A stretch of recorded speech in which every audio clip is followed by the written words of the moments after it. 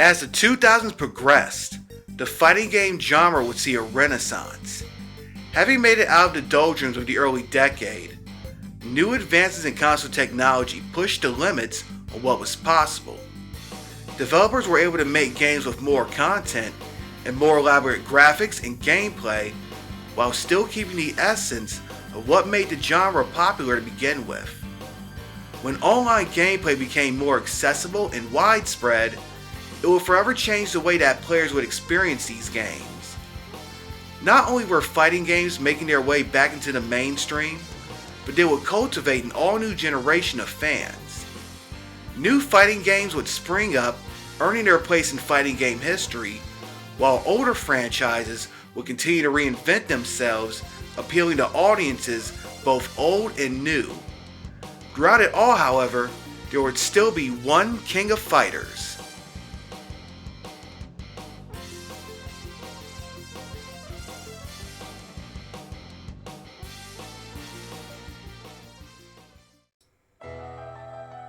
When we last left off, our new hero Ash seemingly showed his true colors. He would attack Chizuru, stealing both her powers along with the Yata Mirror artifact. Meanwhile, an all-new organization, those from the past were starting to make their move. Mukai, who was the final boss to the last game, stole the Orochi seal and broke it. These events will leave the ending of the 2003 tournament in a state of confusion and mystery. Behind the scenes, SNK was making a number of changes, not only to King of Fighters, but the hardware that was powering it too. The very next mainline entry in this series would abandon the yearly naming format. It would see SNK leave behind the aging Neo Geo hardware. Fans had no clue what was going to happen next, but one thing was for sure. Whether it was in storyline or out of it, King of Fighters was about to change in a big way.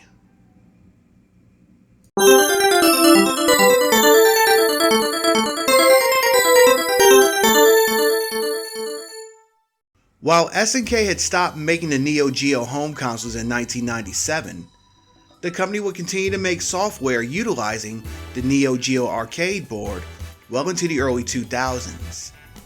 The final game that utilized the platform was Samurai Shodown 5 Special, which was released in 2004. Games that were released during this 7-year period would push the system to its limits in terms of graphical effects, sound, and animation. Still, the hardware was showing its age. Remember, the Neo Geo was a 4th generation console that was first released in 1990. This was the period of the Sega Mega Drive and the Nintendo Super Famicom. By the time King of Fighters 2003 was released, gaming had been well into Generation 6 with the Sony PlayStation 2, Nintendo GameCube, Microsoft's Xbox, and the late Sega Dreamcast. Not only that, the software piracy scene was taking a bite out of SNK's profits, even before the bankruptcy and re-emergence as SNK Playmore. It was becoming clear that SNK had to sunset the aging hardware. The next entry of the King of Fighters series would be the spin-off game, Maximum Impact. Maximum Impact, developed by Noise Factory, was SNK's first attempt at a 3D fighter since the PlayStation game, Samurai Shodown Warrior's Rage. And obviously, because it was 3D, it didn't use the Neo Geo hardware. I'll give the Maximum Impact games their own video. Around this time, however, SNK had signed a deal with the Sammy Corporation, who had recently merged with Sega. This deal would allow the use of Sammy's Adams Wave arcade board for a number of SNK games, including what was at the time King of Fighters 2004, which would eventually become known as the King of Fighters 11. The Adams Wave platform was a custom-built arcade board that utilized interchangeable cartridges similar to the Neo Geo. Its hardware was on par to Sega's Naomi board, itself on par with the Sega Dreamcast. Not only did the board feature interchangeable cartridges, it also featured interchangeable modules for different control schemes, such as dual joysticks, a steering wheel, and a light gun.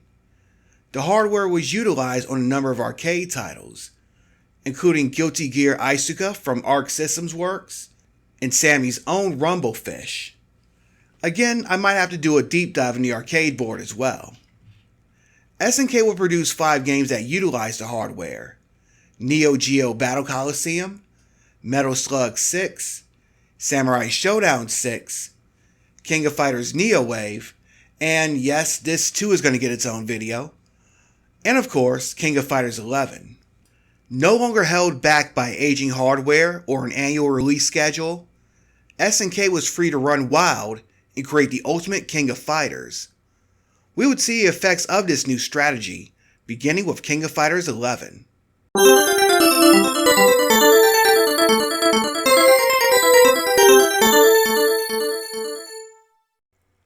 The King of Fighters was back, and with a new system powering it, it will look better than ever.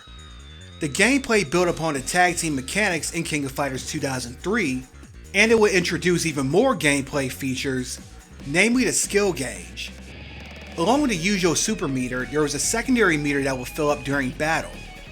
As this meter filled, you will gain up to 2 skill points that can then be used by mechanics like the saving shift, which prevents you from taking damage while tagging out, the quick shift, which cancels a move while tagging out, and a dream cancel, which lets the team leader cancel a super special move into a leader super special. The roster would go through some changes too. This being King of Fighters, this was a given, but if you like the crazy lineups of King of Fighters 2003, you'll love the lineups that were in this game. Many new characters from other SNK franchises would make their debut, while other characters would make their return. Let's start with Team Fatal Fury. Last time, Andy Bogart was left to the side and replaced with Tyzok.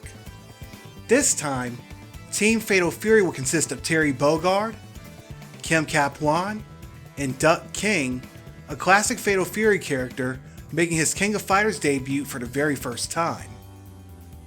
As for Tyzok, he will join with fellow Mark of the Wolves alumni, Gato and Bijane, with the latter making her King of Fighters debut for the Mark of the Wolves team. Sai Kensu will return to King of Fighters after sitting out King of Fighters 2003 and rejoin Anthena in Team Psycho Soldier. Shin, however, will be replaced with an all-new character, Momoko. Momoko was a young Chinese girl who fought with Capoeira, the Brazilian martial art which was based on dance. As for Marlin, who was introduced in the last game, she would have a beef with Yuri Sakazaki, who apparently made disparaging remarks about her fighting style. Joining with Eiji Kisaragi, who will return to King of Fighters story for the first time since '95, and Kasumi Toto, herself returning to the series storyline since King of Fighters 2000, she would form the Anti-Art of Fighting team. Nessa and Ramon will return to King of Fighters after sitting out 2003. However, this time Seth was nowhere to be found, and instead the two would join with Fatal Fury's Blue Mary to form the Agents team. With Leona recovering from briefly losing control in King of Fighters 2003, Whip will rejoin Ralph and Clark in the Akari Warriors team. Meanwhile, Kula Diamond will return to King of Fighters to take her place alongside K-Dash and Maxima. King would join alongside Ryo and Yuri Sakazaki in the Art of Fighting team. Although this wasn't as earth-shattering as some of the other new lineups, it was still a different look for the crew. With Chizuru having been injured at the end of King of Fighters 2003, and Airi next in Ash's crosshairs, Shingo would take her place alongside Kyo and Airi for the Kusanagi Yagami Alliance team. As for Ash, Duo Lon will leave his side after feeling betrayed by his actions. He will be replaced by Oswald, an older gentleman who fought with playing cards, similar to X-Men's Gambit. Shenwu would still remain by his side. As for Duo Lon himself, he and Benimaru would team up with another all-new character, Elizabeth. Elizabeth was a classy French woman who knew Ash when they were kids, yet was still prepared to face him one day. These three would form the Rivals team, although you would wonder if Elizabeth was the true hero of the Ash story arc. King of Fighters 11 is perhaps one of my favorite games in this series, if for no other reason than the off-the-wall team lineups that were in this entry. It felt like SNK simply threw things at the wall just to see what would stick, and I loved it. As an unfortunate consequence, however, this will be the first time in the series that there would be no all-women's team, and with Kim on Team Fatal Fury, there would be no Team Korea either. In addition, several longtime characters, such as Mai and Robert, would find themselves on the sidelines, at least in the arcade version. In the PlayStation 2 version, however, you can unlock not only these two, but you can also unlock Fatal Fury's Tung Fu Rue, Geese Howard, and Mark of the Wolves Hotaru. You can also find Art of Fighting's boss Mr. Big, and a version of Kyo with his Nest Saga moveset, this being called EX Kyo. Most of these characters were based on their Neo Geo Battle Coliseum movesets and sprites. In addition to those characters, there are a number of hidden mid-bosses that you can encounter if you met certain conditions. It seemed that some of the people who worked on this game were fans of obscure fighting games, Baruki 1 and Savage Reign, as some of the mid-bosses were from these games. By default, you would run into Adelheid Bernstein from the previous game if you didn't meet any special conditions. However, depending on your actions before the 4th stage, you would run into either Gai Tendo, Silver, Sho Hayate, and Jaizu, with the former two being from Baruki 1 and the latter two coming from Savage Reign. And there were the bosses, of which there were two. First, you had to contend with Xian, who is a Chinese man who fought with a spear. As you can see from his design, he's quite androgynous. I'd forgive you if you thought you were facing a woman when you first encountered him. His stage, a burning Chinese temple, looked awesome, and the music behind it fit perfectly. Of course, his spear attacks will cause you some serious havoc. And once you made it past him, it was time to face Magaki, the game's final boss. In true SNK fashion, he's hard as hell, and he has attacks that can blast a whole entire screen. The game would hit Japanese arcades in 2005. The next year would see an international release, along with a release on the Japanese PS2. The PlayStation 2 version would come to Europe and North America in 2007, thanks to Ignition Entertainment.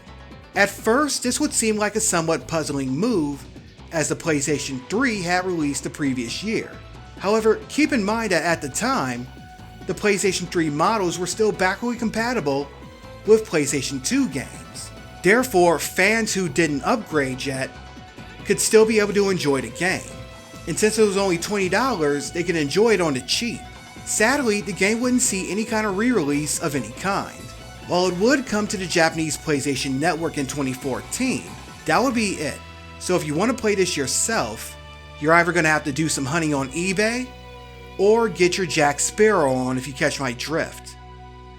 If you do decide to go a more legal route, the game will fetch you an average of $21 to $30 on eBay.